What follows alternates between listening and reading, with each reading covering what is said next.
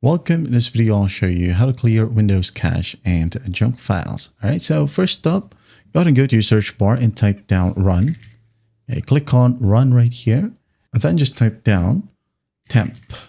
All right, once that's done, just click on OK and just click on continue. And then here you can go ahead and maximize this one.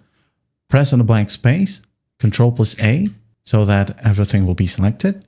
And then just press on the delete button right here at the very top. Or you can right click and click on delete.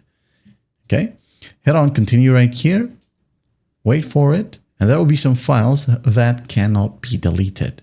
Okay, you can go ahead and tick on, do this for all current items and just skip it.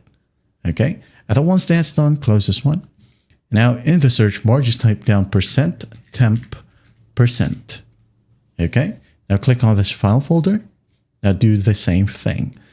Click on a blank space, Control+A plus delete. Continue, wait for it, skip. All right. And then once that's done, close this one. Now we're going to find run again, run, click on it. Now this time type in prefetch. Okay, again, prefetch. Now click on continue, hit on continue once more. Now do the same thing. Control+A, delete. Wait for it, skip. Now close it. Now after that, go to find your search bar and type down disk cleanup, just like so. We have it in here, just click on it. Now go and select the drive that you wanted to clean, especially your Windows drive. Okay, as you can see here, we have this window icon. Well, that means it's where your Windows OS is installed. So just click on OK.